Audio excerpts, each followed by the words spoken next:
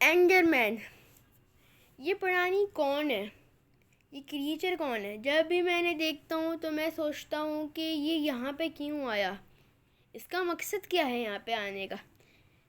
इस ये कुछ ढूंढ रहा है या फिर ये हमारे ओवर वर्ल्ड में इसे छोड़ दिया गया, या फिर इनकी तरह एक हज़ार हमारे जैसे यहाँ पे ये हमारे से सामान भी चुराते हैं।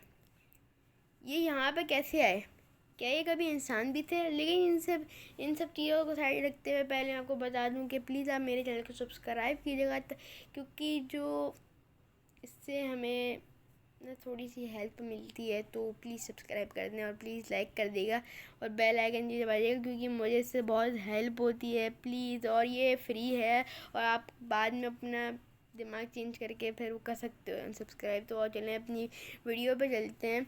जैसे ही जैसे ही जैसे ही जैसे ही एंडरमैन है, वो मैंने आपको बताया कि बिल्कुल ह्यूमन है वो, लेकिन हमारी तरह बिल्कुल सेम टू सेम है ही नहीं।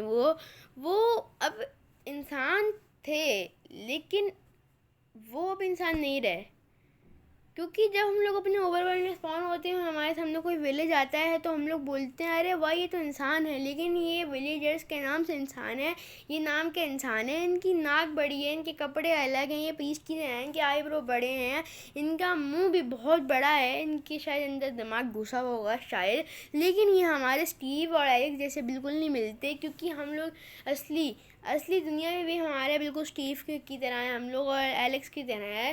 तो इससे साफ साफ बात ज़ाहिर होती है कि जो है एंडरमैन जो हैं वो भी कभी ना कभी इंसान थे, क्योंकि बहुत सारे ऐसे टेक्सचर बनाए हुए हैं, जैसे कि ये और ये और ये सॉरी मुझे लगता है तुम लोगों को नहीं समझ में आया होगा। माइन शाफ्ट और इस पिरामिड को और रवीन्स को मैं बोल सकता हूँ तुम लोगों को कि किसने बनाया होगा। ये खुद तो जनरेट नहीं हो सकता है ना स्पार्टी पाई की वीडियो की तरह। हाँ हाँ बिल्कुल।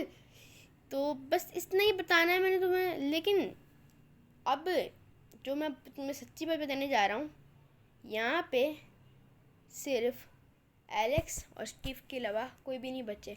शायद यहाँ पे कोई बॉकलिप्स हुआ होगा, क्योंकि जो बात देखो, अब हम लोग तो नहीं थे ना उस वक्त जब ये माइनक्राफ्ट के पिरामिड्स और ये कुछ रवीन्स बन रही थी। तो वहाँ पे कोई न्यू पीढ़ी भी थी, कोई सॉरी पीढ़ी नहीं बोलना चाह रहा था मैं, यानी एंसेस्टर्स। स्टीव और एलेक्स के एंसेस्टर्स भी तो पहले हुआ करते थे। जैसे मैं तुम्हें बता रहा हूँ कि अगर जॉम्बी से न मारे तो डायरेक्ट मार नहीं जाते, ये बन जाते हैं जॉम्बी विलेजर्स पे हम पे अटैक करना शुरू होते हैं। बस फ़र्क इतना होता है कि ये फिर भी जॉम्बी से नहीं बढ़ते। क्योर भी इसका यही है कि इन्हें एन्चेंटेड एप्पल दे दो या फिर स्प्लैश पोशन ऑफ हीलिंग दे दो। इससे यही जाहिर होता है कि तब भी हमारे कुछ वो एंसेस्टर्स थे जिन्होंने ये माइनक्राफ्ट बनाया है। स्ट्रॉन्ग होल्ड का मतलब ही कुछ ऐसा है कि कैसल और a place that is strongly build for difficult to attack, यानी कुछ ऐसे लोग जो हमें अटैक करने वाले हैं, लेकिन हम वहाँ पे जाएं तो वो हमें अटैक नहीं कर सकते। यही मैं बोल रहा हूँ तुम लोगों को कि कभी ना कभी जब ये माइनक्राफ्ट बन चुकी थी तो तभी कोई अपोकलिप्स हुआ होगा। तो फिर तभी ये लोग जो थे ना हमारे पुराने एंसेस्टर्स, तो ये भाग के यहाँ पे आ गए। और फिर यहाँ पे वहाँ पे भी स्केलेटन्स और क्रीपर का रास्ता, तो ये इन लोगों ने एक एंड पोर्टल बनाया, एक बायाम का पोर्टल बनाया दी एंड का। तो फिर ये लोग उसके अंदर चले गए और वहाँ पे इन्होंने फिर अपनी वहाँ से लेके सारी लाइफ ख़त्म कर दी और फिर यहाँ से अपनी नई ज़िंदगी शुरू की। और सब कुछ भूल भुला के यहाँ पे 2 अंडर ड्रैगन्स बचे थे, तो एक मेल था एक फीमेल था, और ये लोग ब्रीडिंग कर सकते थे। और आगे ऐसे मैं तुम्हें पुरानी वीडियो में बताया था कि आखिरी वाले वो एंडर ड्रैगन का नाम जेन है, क्योंकि वो फीमेल है और एक ने अटैक किया था तो मार दिया गया था उसे। और यहाँ पे कुछ ऐसे स्ट्रक्चर्स, और जैसे ही हम लोग इन स्ट्रक्चर्स के अंदर जाते हैं तो बहुत भारी भारी रूग नॉकबैक एफिशिएंसी और बहुत सारे सैडल्स के साथ, यहाँ तक तो एन्चेंटेड से लेके हमारे ओवरवर्ल्ड के सामान के साथ साथ इलेक्ट्रा तक हमें ये मिलते हैं। यानी ये जाहिर सी बात है कि ओवरवर्ल्ड से यहाँ तक को कोई आया है और यही चीज़ें रखी गई हैं यहाँ पे। और फिर हमें ये भी बताया जाता है कि ये कैसे बना। दूसरा सवाल क्या था कि ये हम लोग इलेक्ट्रा तो ये हम लोग बना नहीं सकते, हमारे पास रेसिपी नहीं है। चलो मेरे पास अपनी पुरानी एंगेजर्स की वीडियो में बताया था तुम लोगों को कि कोई बना ही नहीं सकता, लेकिन कोई तो होंगे ना जिन्होंने बनाया होगा। या तो फिर मैं तुम लोगों को ये भी बताना चाहता हूँ कि शायद ये जो एंगर एंगर ये जो है ना, ये हमारी आई होती है, आई ऑफ एंगर प्रल, तो ये भी इन्हें मारने से मिलती है। इन्हें मारने के बाद हम कुछ ऐसी होती है कि हमें टेलीपोर्ट करे, और एंगर प्रल से ही ब्लेज रॉड से मिलाने के बाद ये प्रल बनते हैं।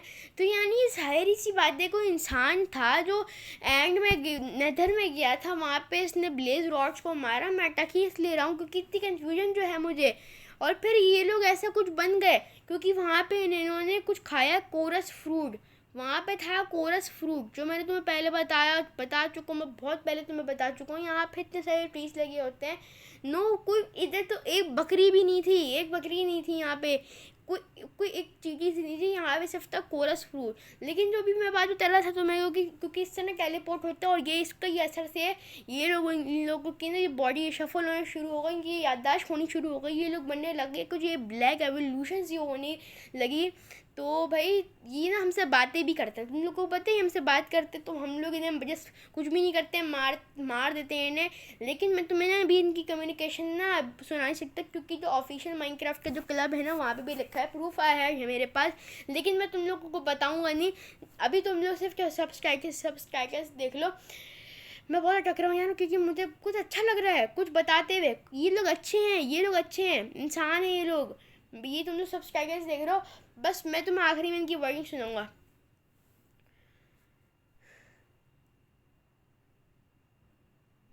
देखा तुम लोगों ने, ये सब्सटाइटल बोलते हैं लुकिंग फॉर आई, मतलब कि ये लोग भी तो कभी इंसान थे जो नेदर में गए थे, ब्रेज लॉर्ड को मारने के बाद इनके पास रेसिपी आई थी, रेसिपी से फिर उन्हें ये लोग कुछ ढूंढ रहे हैं हमारे ओवरवर्ल्ड में, ये कुछ कहना चाहते हैं हमें, ये प्यार से बोलते हैं कुछ। इन्हें मारा मत करो, इन्हें मारने से पहले 100 बार सोचा करो कि किसको तुम मार रहे हो, क्योंकि इनके पास कोई जो ट्रिक होगी ना जिससे कभी ओवरवैल्यू में आते हैं या वापस तो जाते होंगे ना।